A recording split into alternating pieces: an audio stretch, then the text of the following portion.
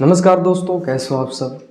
आज हम इस वीडियो में सीखेंगे 5 नंबर का सवाल कैसे सॉल्व किया जाता है। और हम एक ऐसा चीज़ लिखा है, ऐसा फेमस चीज़ जो कई बार एग्ज़ाम में पूछा जाता है और हर साल बनता है, वो है थेल्स प्रमेय।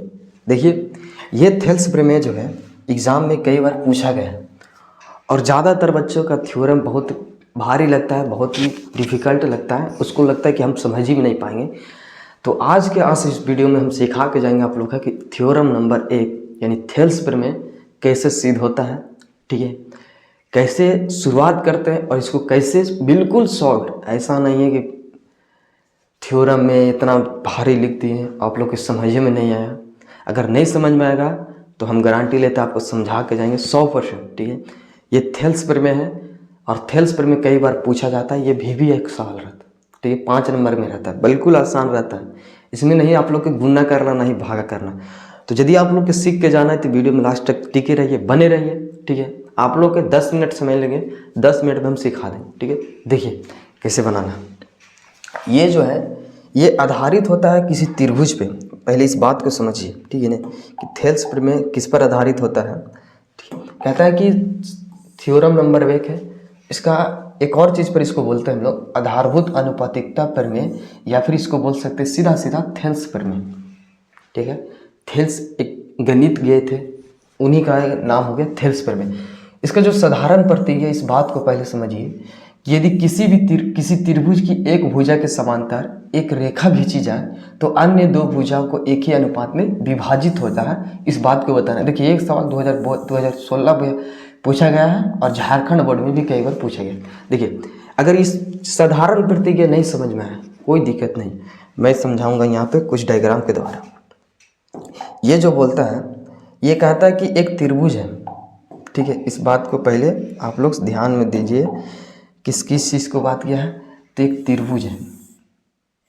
ठीक है, अब इस त्रिभुज में बिल्कुल आसान से, आप लोग घबराइए नहीं, थेल्स कम समय बचा है, इससे आप लोग का कोई दिक्कत नहीं, हम सिखा देंगे। ठीक है, बिल्कुल 10 मिनट के टाइम दीजिए, आप लोग के सारा चीज़ सिखा देते हैं। देखिए, ये जो है ये हमारा ए है, ये मान लीजिए बी है। इतना तो समझ ही रहे होंगे कि ए बी सी है। ये जो बोल रहा था कि यदि किसी त्रिभुज में एक भुजा के समांतर, अब इसमें 3 भुजा है, आप 3 भुजा में से कोई एक भुजा चुन लीजिए। ठीक है, अब उस भुजा के समांतर एक रेखा खींचिए, जिसे हम चुनते हैं बी सी। बी सी के समांतर हम ऊपर में एक रेखा खींचते हैं। ठीक है, ये लीजिए बी सी के समांतर। इतना करने के बाद हमने क्या किया, तो मान लिया कि बी सी के समांतर एक रेखा खींचा। इस बात को हमको यहाँ पे लिखने में क्या जा रहा है, ठीक है, अभी जो किया, जो लिखा है उस बात को लिख देते हैं, क्या जा रहा है। ठीक है, लिखेंगे दिया गया है, दिया है का चीज़ से समझिए, दिया गया है कि त्रिभुज ए बी सी। ठीक है, ये होता है त्रिभुज ए बी सी। त्रिभुज ए बी सी में ये हमने बी सी समांतर, ठीक है, ये बी सी समांतर को इस प्रकार लिखते हैं। ठीक है, अब देखिए यहाँ पे कुछ नाम देना पड़ेगा। ठीक है, अब ऐसा नहीं कि इसको खींचे तो ये दोनों, देखो जब हमने बी सी के समांतर एक रेखा खींचा तो ए बी और ए सी को कहीं पे विभाजित कर रहा है, इस बात को लिख देते हैं कि वो कर रहा है, मान के चलो डी पर, और ये कर रहा है ई पर। तो बस इसी बात को यहाँ पे लिखते हैं कि बी सी समांतर कौन खींचा है, डी ई खींचे। ठीक, ये तो हो गया। अब इस बात को लीजिए, जो दिया गया था। ठीक है, अब इसमें जो सिद्ध करना है, कहता है कि भुजा के समांतर एक रेखा खींची जाए, तो खींच दिए, अन्य दो भुजाओं को एक ही अनुपात में विभाजित कर रहा है। विभाजित का मतलब होता है बांटना। ठीक है, तो देखिए जब ये भुजा जब खींचा गया तो दो भुजा पर कहीं पे काट रहा है, यानी विभाजित कर रहा है। जैसे कि ए बी को कौन कौन काट रहा है, तो ए डी और बी डी में, अच्छा ए सी को ए ई और ई सी में, यही 2 जगह पर काट रहा है। तो ये बताना कि किस अनुपात में काट रहा है, तो ये कह रहा है कि बराबर अनुपात में काट रहा है। तो हमको यही चीज़ सिद्ध करके दिखाना है। देखिए, सिद्ध जो करना है उस बात को यहाँ पे लिखते हैं सिद्ध करना। सिद्ध कैसे करना, तो सिद्ध करना है कि ए डी जो घटा के होगा वो काचे होगा, बी डी होगा। ठीक है, बराबर में ए ई जो होगा किसके होगा, तो ई सी होगा। देखिए ए डी आपको यहाँ दिख रहा होगा, बी डी भी दिख रहा होगा, ए दिख रहा होगा और इसी, यही हमको बराबर करके दिखाना, ठीक है। ये तो सिद्ध करने में दिखाना। अब सिद्ध के बाद तुरंत लिखाता है रचना। काची लिखाता है? रचना। ध्यान दीजिए, रचना में काची करना रहता है। देखिए रचना में हमको कुछ नहीं करना है कि एक ए बी पर लंब खींचो। कहाँ से? यहाँ से ई से एक लंब खींचा, इसको नाम हम दे देते हैं एन, ठीक है। उसके बाद हम खींचते हैं डी से, जिसको नाम दे देते हैं एन। लंब कहने का मतलब है कि यहाँ पे 90 डिग्री कोण बनेगा, और 90 डिग्री कोण इसलिए बना रहे हैं, लंब इसलिए खींच रहे हैं क्योंकि हम लोग जानते हैं कि त्रिभुज का क्षेत्रफल निकालेंगे तो उसमें लंब कम आता है 1/2 आधार गुण ऊंचा। अच्छा एक और काम करो कि डी से सी को मिला दो, ठीक है, और बी से ई को मिला दो। कितना बच्चों को रचना समझ ही भी नहीं आता है, तो बस इसमें जो हमने किया उस बात को यहाँ पे लिख दो, ठीक है। काची किया? सबसे पहले ईएम एक लंब खींचे। किस पर? तो ईएम लंब खींचना हमने ए बी पर, लिखेंगे ए बी पर, ठीक है। उसके बाद डीएन एक लंब खींचा, सब बात को लिख दो, ठीक है ना। डीएन एक लंब खींचा ए सी पर, और काची किया? तो डी से सी को मिलाया, इस बात को लिख देते हैं, ठीक है ना। लिखते हैं डी से सी को, तथा और काची किया?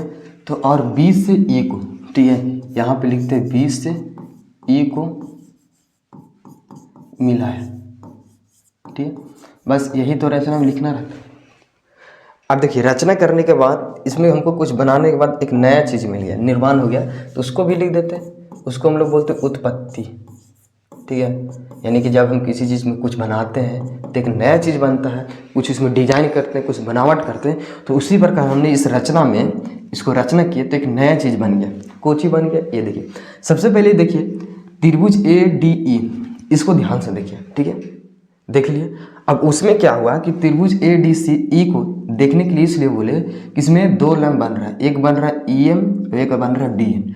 तो इसका क्षेत्रफल हम 2 बार निकालेंगे। कितना बार? 2 बार निकालते हैं। अच्छा दोनों क्षेत्रफल निकालेंगे तो दोनों क्षेत्रफल कैसा होगा? बराबर होगा, क्योंकि ये इसी का क्षेत्रफल निकाल रहे हैं। एक लंब हम इधर से लेकर निकाल रहे हैं, एक लंब हम डीएन से। तो इस बात को लिख देते हैं कि एरिया निकाल रहे हैं किसका? त्रिभुज ए डी ई का। फिर से एक बार निकालेंगे, हम बोले ना कि 2 बार निकालना है। त्रिभुज ए डी ई का बिल्कुल बने रहिए, ठीक है ना। बिल्कुल आसान तरीका से एक लाइन में सिखा देंगे थेल्स पे में कैसे सिद्ध होता है, ठीक है। देखिए दोनों का क्षेत्रफल निकाले, पर दोनों का क्षेत्रफल का क्या होगा? बराबर होगा, ठीक है। इस बात को लिख दे। अब दोनों तुम लोग को भागा करना है। कैसे करिएगा? किससे करिएगा? ये देखिए नीचे में जो बन रहा है, नीचे भाग देना है तो नीचे वाला त्रिभुज से भाग देना है। देखिए जिसमें ये चीज़ आता हो, ये वाला आता हो, ये जो हमको बी डी दिख रहा हो, जो दोनों त्रिभुज में शामिल हो, जैसे कौन कौन हो गया, तो भागा देंगे बी, देखिए डी बी सी से। किससे भागा देना है? Area of D B C से, ठीक है। उधर भी भागा देना जिसमें इसी आता हो, तो देखिए इसी किस में आता है? तो इसी आता है ई बी ई में। किस में आ रहा है? एरिया ऑफ त्रिभुज ई बी सी। अब ये क्या बात हुआ कि हम दोनों दिन कोशिश से भागा देंगे। हम लोग जानते हैं कि जब भी समीकरण में भागा दिया जाता है तो बराबर चीज़ से भागा दिया जाता है। गुना भी किया जा रहा है तो बराबर उसे गुना करता है ताकि समीकरण संतुलन रहे। तो यहाँ तो हमने अलग अलग से भागा दिया, तो ये कैसे संतुलन रहेगा? तो इसको संतुलन करने के लिए, ठीक है, ये हमारा पर यहाँ पे त्रिभुज है, इसको संतुलन करना है। तो इस बात को लिखिए इधर बगल में कोष्ठ में ब्रैकेट में, जहाँ लिखना है कि हमने जो इस दोनों से भागा दिया, इस दोनों का क्षेत्रफल बराबर है। कैसे बराबर है इसे समझिए। त्रिभुज डी बी सी, ये रहा डी बी सी, इसमें ये वाला चीज़ आ रहा है, देखिए डी बी सी ये कॉमन है, ठीक है। और त्रिभुज ई बी सी, यानी दोनों त्रिभुज में ये वाला नीचे वाला चीज़ का जो हो रहा है? शामिल हो रहा है। तो हम लोग पढ़े हैं कि यदि दो त्रिभुज में एक भुजा यानी आधार सेम रहता है तो उसका क्षेत्रफल का जो होता है? बराबर होता है। इस बात को लिख देते, लिखेंगे कि त्रिभुज डी बी सी तथा त्रिभुज ए बी सी, ठीक है, का आधार का चीज है? आधार एक ही है, एक ही है। कौन है आधार? तो आधार हमारा बी सी है, ठीक। इतना बस लिख दिए तो एग्जामिनर को डाउट नहीं होगा, ठीक है, बिल्कुल नहीं, हाँ देखेगा कि हाँ बच्चा थोड़ा सा होनहार है, इस बात को लिख दे, इसको कहाँ से उठाएं। लेकिन इसको लिखने के बाद अब तो ये तो पता चल गया कि दोनों तरह बराबर से भगा दिया गया। तो जब ये दोनों का आधार सेम होता है तो हम लोग जानते हैं कि क्षेत्रफल बराबर होता है। चलो लिख देते हैं इधर कि एरिया ऑफ, ठीक है ना, त्रिभुज डी बी सी ये किसके बराबर होगा, area of E B C का। इतना लिख दिए, इतना लिखिए तुम्हारा ठीक हो गया।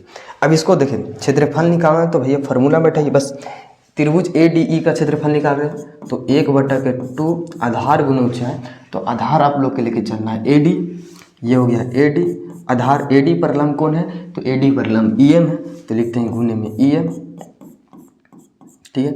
और इधर भी भागा दो 1/2 त्रिभुज ए डी ई का आधार लेके चलिए, एक बार ए आधार लेके चलिए और लंब लेके चलना है जिस पर ए बी पर लंब होता है, ए बी पर लंब कौन है, तो डी एन लंब है ए बी पर, ठीक है। अब दोनों नीचे वाला त्रिभुज के क्षेत्रफल से देखो 1/2 आधार गुना ऊंचाई, आधार हमारा बी डी हो गया तो इस बात को लिखते हैं बी डी, ठीक है।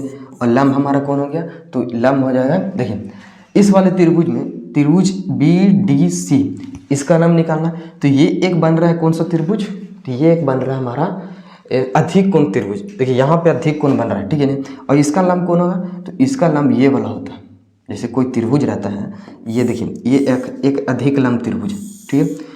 इसमें तो लंब नहीं खिंचाएगा, लंब हम सीधा खिंचाते हैं, तो इसमें तो खींचेंगे तो कहीं पर नहीं, तो इसीलिए इसका एक बाहर से लंब होता है, ठीक है, कुछ इस प्रकार डॉट डॉट डॉट ये रहता है बाहर से लंब, ठीक है। यहाँ पे 90 डिग्री कोण बनता है, तो आधार हो गया ये, आधार यहाँ से यहाँ हो गया और लंब हमारा ये होता है बाहर वाला। तो देखिए त्रिभुज डी बी सी में आधार तो हो गया बी डी, लंब कौन हो जाएगा, ई एम हो जाएगा, इसको लिख देते हैं, लंब हमारा ई एम हो गया, ठीक है। उसमें भी ये होगा 1/2 त्रिभुज ई बी सी आधार कौन हो जाएगा, ई सी हो जाएगा, लिखते हैं ई सी, और लंब हमारा कौन हो गया, जो बाहर में दिख रहा है ई एम, अच्छा लंब हो गया हमारा ई बी सी में डी एन ने, तो इस बात को लिखते हैं डी एन। अब देखिए जो कट रहा है उसको काट दीजिए, बस हो गया आंसर हम लोग का सीध हो गया। 1/2 से 1/2 कैंसिल, ई एम से ई एम कैंसिल, इधर भी 1/2 से 1/2 कैंसिल, डी एन से डी एन कैंसिल। अब भैया जो लास्ट में बचा, ये चीज़ बचा है लास्ट में हमारा कि ए डी, ठीक है।